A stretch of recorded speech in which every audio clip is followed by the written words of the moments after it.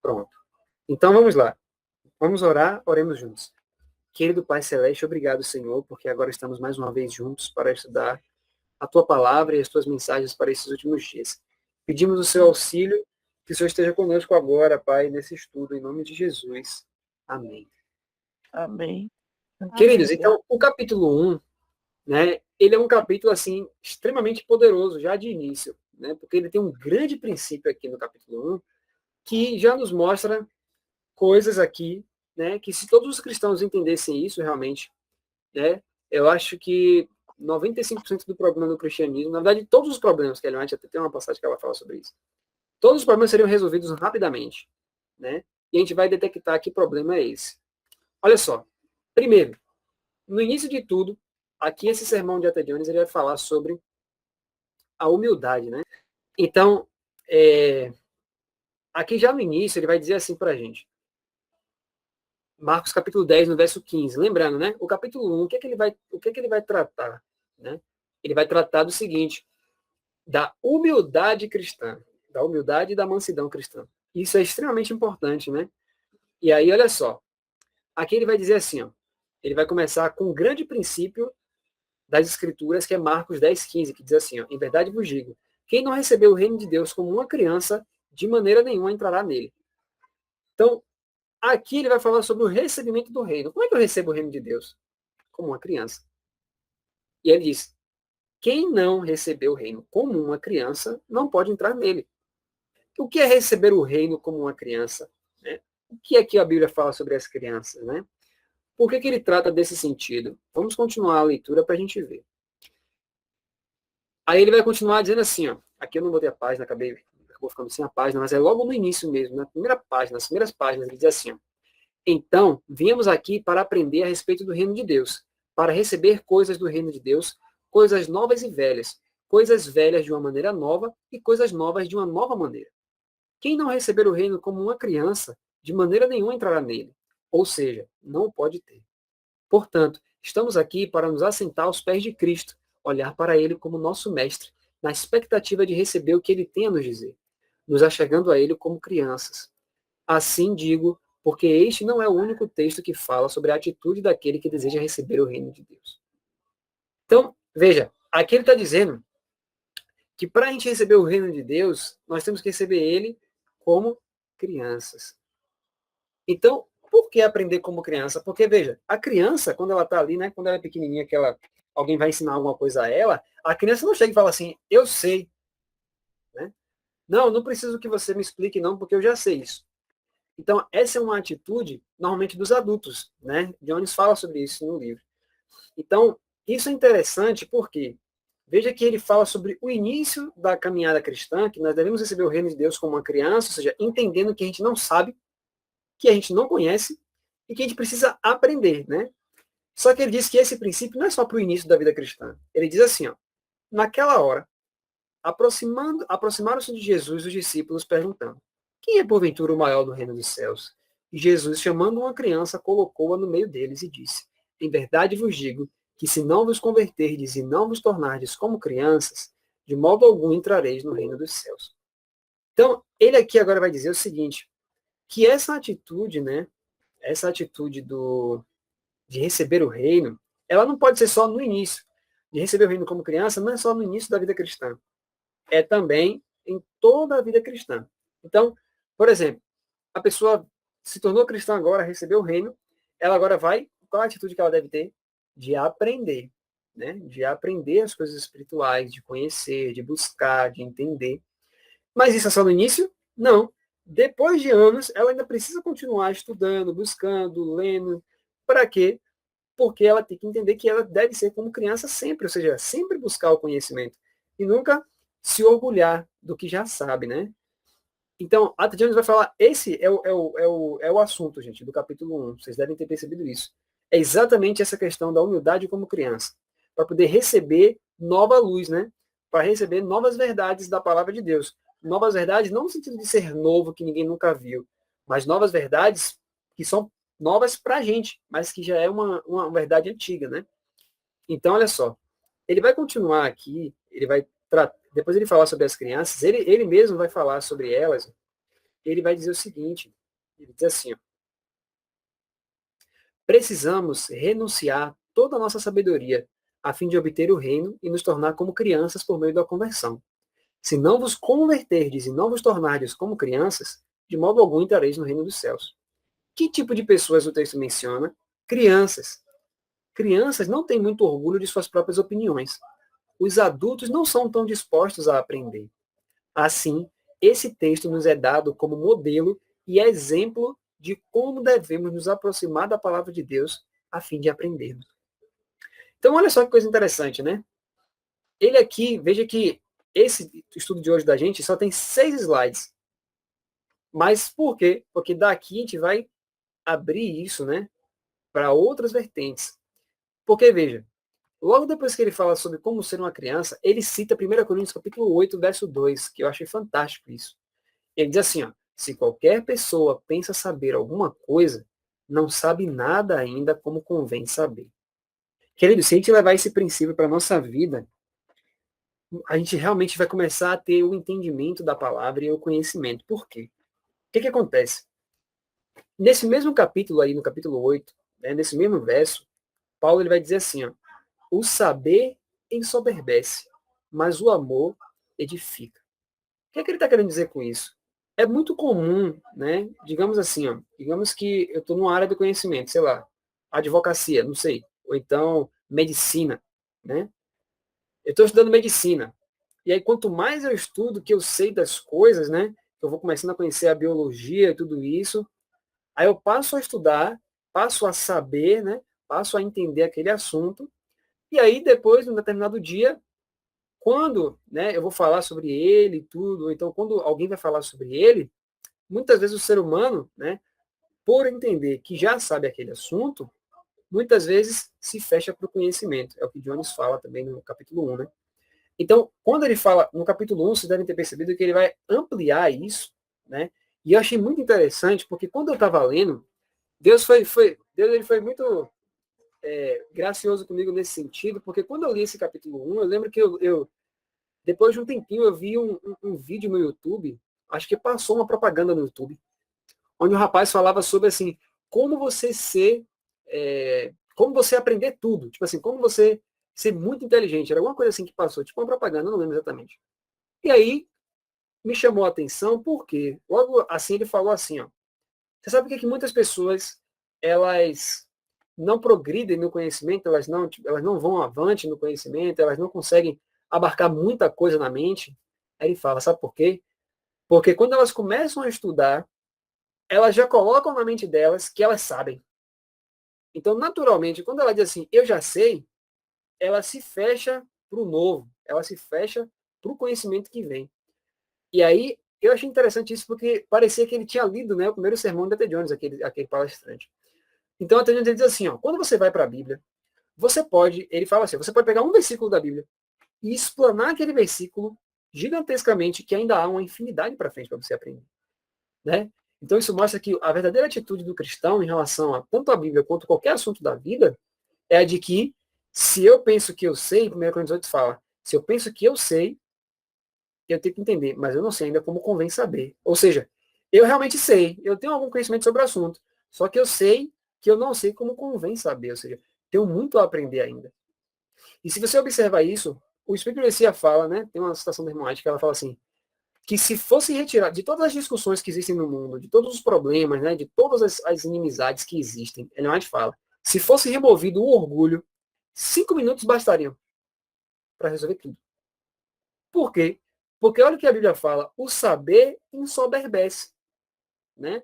Então, assim, quanto mais eu estudo, veja que, né, quanto mais eu estudo, quanto mais eu vou me aprofundando, a tendência natural humana é o quê? Se inflar. Não, eu já sei. Não, eu sou isso, eu sou aquilo. E aí o que acontece? Muitas vezes, quando eu vou ouvir a versão do outro, eu me fecho. Esse foi o problema em Neápolis, né? Ellen White fala que essa foi a base que fez com que o povo rejeitasse a mensagem em 88 e que por isso Jesus não voltou, né? E a gente vive aqui nessa terra até hoje. Por quê? Porque quando eles ouviram a mensagem que para eles supostamente era nova, eles falaram assim, não, não é assim, porque eu já estudei esse assunto, eu sei, e não é isso. E a irmã White falava assim, olha, não, a mensagem é essa. O Senhor enviou essa é a mensagem verdadeira. E eles, não. Ou seja, eles se prenderam àquilo que durante a vida deles eles aprenderam e não abriram espaço realmente para algo que poderia ser verdade. Ou seja, eles se ensoberbeceram. Né? Assim pode ser em relação a todas as coisas da nossa vida. A gente pode chegar a um ponto de estudar tanto, dizer assim, ah, isso aqui eu já sei, isso aqui não. E aí eu lembro que o rapaz na palestra dele ele ainda falou assim, olha, para você aprender, todas as vezes que você for ver algum assunto, estude ele como se você não soubesse de nada. Mesmo que esteja se repetindo alguma coisa que você já ouviu, que você já sabe, ouça, né? Porque você vai acabar aprendendo alguma coisa de novo ali, né? Isso eu achei interessante, ou seja, se você for observar, a gente vai começar a perceber que A.T. Jones ele pregou isso em 1893 e esse sermão foi extremamente proveitoso. Né? Se o povo realmente tivesse dado ouvidos a tudo que ele falou nesse sermão 1 aí, a história seria diferente. Né? Porque em 88 Jesus voltaria. Não voltou. Em 93 ele deu mais uma chance para o povo. Ele voltaria de novo em 93. Ele não voltou de novo. Né? Mas essas mensagens que A.T. Jones deixou, essas mensagens que a Bíblia fala, que o Espírito Santo que concebeu, exatamente para quê? Para poder preparar um povo. Né? E a gente vai perceber que realmente em 93 ali, tudo, absolutamente tudo, estava pronto para Jesus voltar novamente. E ele não voltou. Né? Então, veja que o Espírito Santo, antes de começar a dar qualquer sermão, né, são vários sermões nesse livro, mas o primeiro, o Espírito Santo fala assim, olha, você tem que ser como criança. Se você não é como criança, ser como criança não no entendimento, a Bíblia fala isso, né? Que nós devemos ser como crianças em relação à malícia.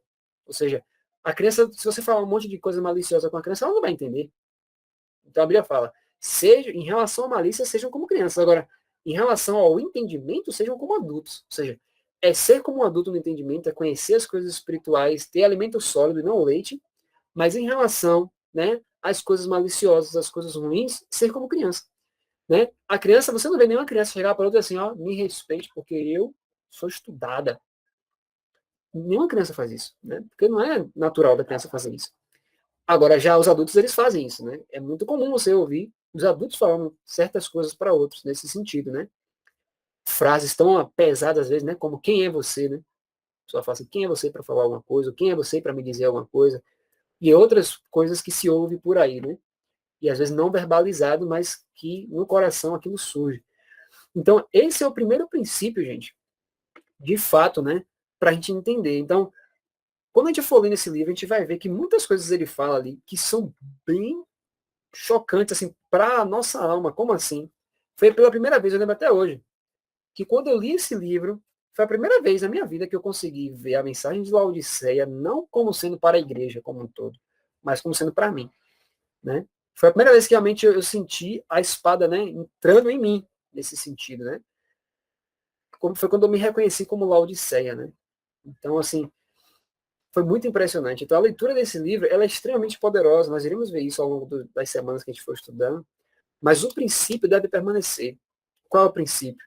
Por mais que eu ache que eu sei sobre algum versículo, sobre algum assunto, eu não posso pensar que eu realmente sei e me fechar para aquilo. Por quê? Porque eu sempre vou ter algo para aprender de novo. E veja que isso é questão de conversão, gente. Olha o que a Bíblia fala. Se você não se converter e não se tornar como criança, você não pode herdar o reino do céu. Veja que é questão de conversão, ou seja, você precisa se arrepender de como você é. Então, veja que a Bíblia está dizendo que o ser humano é assim. O ser humano, por si, ele é assim. Ele é presunçoso, né, arrogante. Então, nós não podemos ser assim. Nós temos que ser como crianças nessa questão espiritual também, né? O que é isso? Será que essa é a verdade? Outro ponto é esse, né? Eu não coloquei nos slides, mas o próximo ponto que ele vai citar é exatamente sobre a busca da verdade. Vocês devem ter reparado isso, porque realmente chama muita atenção isso no capítulo 1, que é o quê? Ele fala assim, ó, quando as pessoas querem saber algo, se é verdade ou não, o que é que elas fazem? Bom, aí ele cita alguns grupos de pessoas, né? Um grupo, ele diz que faz assim, ó, bom, vamos dizer que uma pessoa ouviu uma pregação. Aí ela ouviu uma pregação. Aí naquela pregação tem uma coisa que ela ficou em dúvida. Será que isso é verdade? Aí a T. Jones fala, esse grupo de pessoas faz assim, ó, eles vão para uma autoridade, para alguém que eles veem como autoridade, né, para alguém que eles veem como como um ícone, digamos assim, e aí chegam e perguntam, essa mensagem que fulano trouxe é verdade?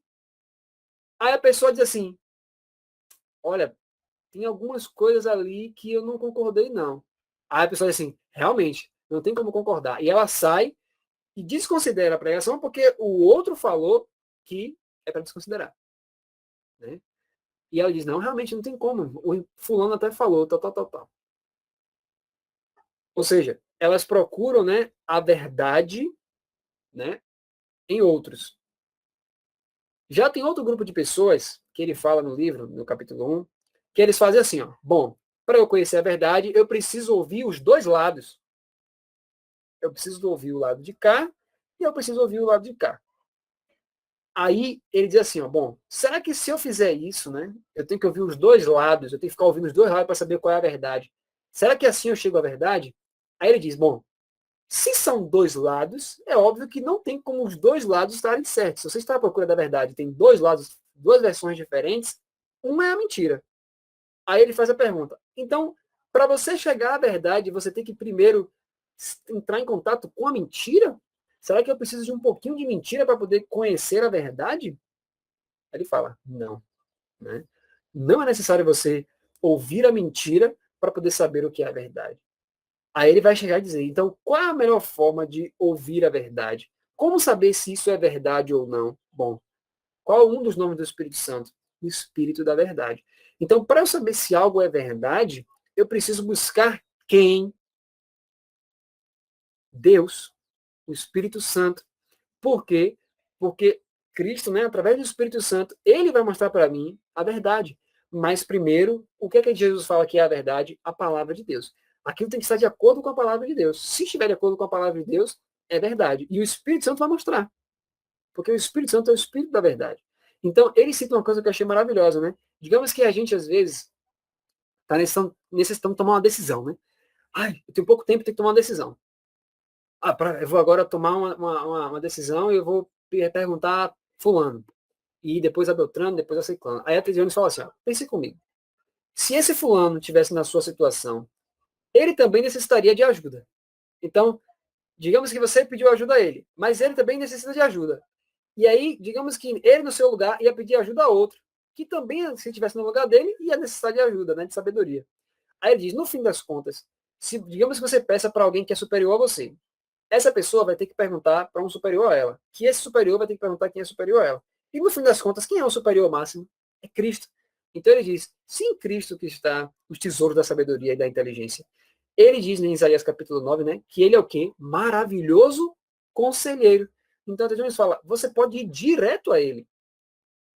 Porque um dos nomes dele é conselheiro, ou seja, você pergunta e ele lhe responde. Ele vai lhe dizer o melhor conselho, ele vai lhe determinar qual é a verdade e ele vai lhe guiar na verdade. Agora, ele só pode fazer isso se você se converter, né, e ser como uma criança. Eu vou dar um exemplo prático disso na Bíblia. Tem uma passagem de Ellen White que ela fala assim, ó, que Paulo, né, ele não pôde falar muitas coisas para os coríntios porque os coríntios não estavam preparados para ouvir. Ou seja, eles ainda eram pessoas imaturas. Né? E se ele falasse certas coisas, os coríntios considerariam ele um falso profeta. Então, Paulo não pôde falar certas coisas para os coríntios. Por quê? Porque os coríntios achavam que eles já sabiam das coisas. Só que eles eram muito imaturos espiritualmente. Então, se Paulo chegasse com uma luz que para eles seria nova, pelo fato deles não, né, serem como crianças, eles não iriam aceitar, eles não iam ter a humildade para reconhecer aquela palavra de Paulo e buscar do Espírito Santo saber se aquilo era verdade. Não, simplesmente eles rejeitariam e diriam que Paulo era um falso profeta. A mesma coisa aconteceu com os hebreus. Se você for ler Hebreus capítulo 5 e capítulo 7, Paulo fala assim, ó, nós temos muitas coisas para dizer para vocês, mas nós não podemos, porque num tempo que vocês já deveriam estar comendo alimento sólido, vocês precisam de leite ainda. Né? Ou seja, nesse sentido, eles ainda não tinham amadurecido, né? Não tinham passado pelo processo de conversão, se tornado uma criança espiritualmente, para depois se tornar um adulto espiritualmente, né? Para depois chegar à plenitude da estatura de Cristo.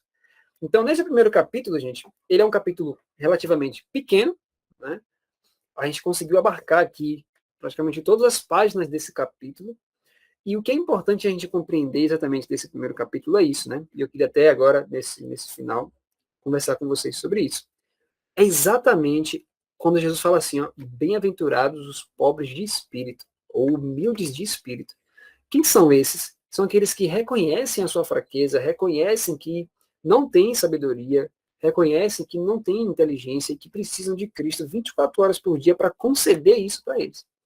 Porque no momento que a gente esquece disso, a gente vai olhar para quem? Para nós. Então, aquilo que eu sei, eu que conquistei pelos meus estudos. Aquilo que eu tenho, eu que conquistei pelos meus esforços. E aí eu passo a me fechar e dizer assim, não, eu fiz.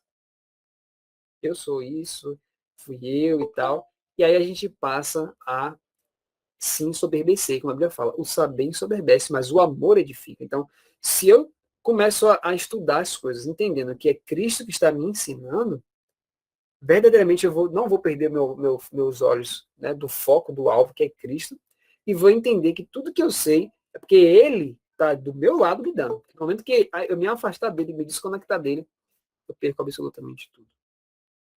Né? Então, meus amados, esse era a recapitulação que eu queria trazer com vocês aqui do capítulo 1, e agora eu quero passar para esse momento de conversa, né? Foi um capítulo, se vocês repararem, relativamente pequeno, né? E que Deus nos ajude realmente a que a gente possa, dessa maneira, né? Que a gente possa compreender isso e viver isso na prática. Sobretudo porque isso é muito importante, né? Para entender a mensagem do terceiro anjo. Por quê? Até porque, só mais um detalhe. Quando você começa a estudar a mensagem de 88, tem muitos conceitos que eles trazem que, de antemão, assim, quando você vai olhar, aquilo impacta. Né? Porque a gente não está acostumado a ouvir aquilo. Tanto é que eu já falei uma citação da irmã White aqui com vocês há um tempo atrás, que é o manuscrito 5, se não me engano, de 1839. Quando eles começaram a falar de Cristo, né, da natureza de Cristo e tudo isso, né, vencer o pecado, muitas pessoas ouviram aquilo e acharam estranho, né? E elas chegaram para a irmã White e falaram assim, irmã White, o que, é que você acha da luz que esses homens estão apresentando? E ela diz, olha, é a mesma luz que há 45 anos eu tenho levado, né, que eu tenho tentado mostrar a vocês. Ou seja, eles não tinham compreendido ainda, né? Mas Ellen White fala, essa é a luz. Então, nesse livro também, eles vão falar sobre esses assuntos, né? Que o povo de Deus precisa vencer os seus pecados e tudo isso. E nós precisamos realmente ter humildade para reconhecer que é o Senhor falando e que nós precisamos dessa transformação hoje, né? Então, Deus está falando para mim individualmente, né? Para cada um de nós individualmente. Olha, você precisa se tornar como uma criança, precisa ser transformado, ser purificado dos seus pecados e tirar essa soberba, né? Tirar essa soberba. Eu quero finalizar falando uma coisa que eu li em um livro chamado Milagres de Jesus. Esse livro, Milagres de Jesus, ele foi escrito por Wagner. E nesse livro ele fala uma coisa que eu achei fenomenal. Quando a gente olha para o que Cristo falou sobre a igreja, ele falou assim, ó, que em meu nome eles expulsarão demônios, eles falarão outras línguas, né? E aí ele diz assim, expulsarão, né? Ele fala dessa questão que eles vão expulsar demônios, vão fazer muitos milagres. E ele fala, até mesmo maiores do que eu fiz. Por que a gente não vê isso hoje, então, se é uma promessa? Jesus não prometeu que a igreja faria as mesmas coisas que ele fez, e muito maiores do que ele fez? Aí ele diz, por que então não se vê esse poder no dia de hoje? Aí ele explica que eu realmente fiquei muito impressionado quando eu li isso. Ele diz assim, ó, repare o seguinte, eu quero abrir a Bíblia com vocês aqui para a gente pegar alguns versos para a gente poder finalizar essa parte. Vamos abrir aqui, ó. Vou pedir que vocês abram a Bíblia junto comigo para a gente ver. Vamos ver aqui, ó, Marcos no capítulo 8. Vou dar um exemplo aqui. Marcos 8, no verso 27. Diz assim, ó. E saiu Jesus e os seus discípulos para aldeias de Cesareia e de Filipe. No caminho ele perguntou aos seus discípulos, dizendo, quem dizem os homens que eu sou? E eles responderam, João Batista, mas alguns dizem Elias e outro um dos profetas. E ele lhes disse, mas vós, quem dizeis que eu sou? E respondendo Pedro lhe disse, tu és o Cristo. E ele ordenou-lhes que não contassem a nenhum homem sobre ele. Essa é uma das passagens, tem várias, né? Quando ele expulsa o endemoniado, o demônio do endemoniado, né? Ele também faz isso. Mas aí Wagner fala assim, ó, observe o seguinte. Quando Jesus fazia os milagres, o que ele fazia para as pessoas? Ele dizia assim, ó, não espalhe isso. Não espalhe isso. Não publique isso. Né? Não faça essas coisas. E o que é interessante, né, é que até então, antes de eu ler o livro de Wagner, eu tinha na minha cabeça que Jesus, ele não queria que as pessoas falassem isso, porque como estava no início do ministério dele, né, poderia gerar aquela coisa de que o Messias era um rei vindouro que ia livrar eles de Roma, e aí o pessoal ia querer colocar ele como rei e tal. E isso poderia até ser, só que Wagner ele amplia essa questão que eu achei maravilhosa. Ele diz assim, ó, na verdade, se você observar, o que Jesus, quando ele fala assim, ó, não publique, não faça, é porque ele não queria atrair as pessoas, ele não queria atrair as pessoas pelos milagres. Ele não queria publicar os feitos dele. Então, ele queria atrair as pessoas não por contar histórias assim de coisas que ele fez e que grandes coisas, da forma como Deus operou através dele. Não. Ele só queria atrair as pessoas pela palavra. Quem chegava até ele por meio da palavra, ele nunca falou nada. Mas as pessoas que iam atrás dele por causa dos milagres, lembra em João capítulo 6, Jesus falou assim, ó, em verdade eu digo a vocês que vocês só estão atrás de mim porque vocês comeram do pão e se fartaram. Né? Então, eu achei isso fantástico. Ele disse, por que então a igreja hoje não vive e não faz os mesmos milagres de Jesus? Porque se muitos de nós vivêssemos o que Jesus viveu ali, fizéssemos o mesmo que Jesus fez, nós não atuaríamos com o mesmo Espírito de Cristo. Ou seja, quando a gente fizesse um milagre, olha a sociedade que a gente vive, tudo hoje é publicar. Tudo hoje é publicação, e fala, e mostra e tal. Muitos querem, né, a imagem, né, levantada e tudo isso. E Cristo era exatamente o oposto. Cristo não se ensoberbecia. Ele fazia aquilo ali, se deixava ser usado por Deus, mas ele não se ensoberbecia. E ele dizia, não publique isso. Por quê? Porque ele não queria que as atenções viessem para ele pelo que ele fazia, né? Pela forma como o Pai usava ele, mas sim pela palavra. Ele queria que os outros ouvissem a palavra de Deus e fossem até ele pela palavra. Mas muitos de nós seríamos hoje como Pedro. Ellen White fala que sabe por que Pedro caiu ali quando ele estava andando pelo barco? Depois reparem nesse capítulo. Ela disse que quando Pedro viu que ele estava andando sobre as águas, ele virou para os discípulos e olhou para eles como se dissesse assim, ó, olha o que eu estou fazendo. Né? Ele virou para os discípulos para dizer assim, olha, eu estou andando sobre as águas. E aí, quando Ellen White fala que quando ele afundou, que voltou, ele voltou envergonhado. Ele voltou envergonhado diante dos outros discípulos. Então, olha que coisa interessante, né? Então, se hoje, apenas com saber, muitas vezes a gente se ensoberbece, imagine se fosse dado poder para nós. Seria muitas vezes para a própria perdição. Né? Então, os discípulos, eles só receberam aquele grau de poder, né? Aquelas coisas que Filipe fez. Imagine hoje, se fosse dado o poder para nós, o mesmo poder que Filipe teve ali, que foi dado a Filipe, de você estar em um país e de repente você aparece em outro.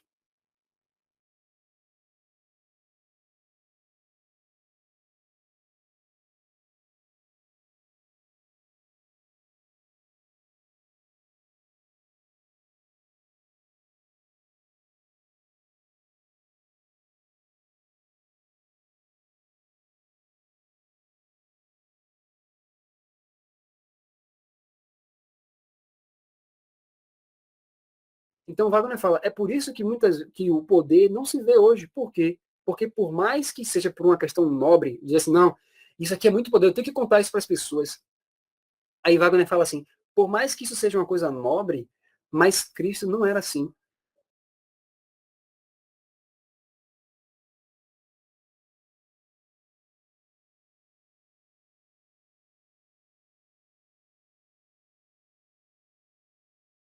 Nós devemos trabalhar com o Espírito de Cristo. Se nós queremos ganhar pessoas, não é por meio de feitos humanos, é pela palavra. Né? Então nós temos que ter um apego com a palavra para que todo tipo de soberba vá embora de nosso coração. Vá embora. Se eu sou uma pessoa amplamente usada por Deus, se eu sou uma pessoa muito inteligente no meu trabalho, ou nas coisas que eu estudo, seja lá o que for, eu não devo procurar ascensão por mim mesmo. Né? E Cristo era exatamente assim. Quando Cristo fazia as coisas, não publique, não fale, não faça isso. Né? Por quê? Porque o que ele gostava era de chegar e falar da palavra, e a pessoa ser atraída para ele pela palavra, unicamente. Né?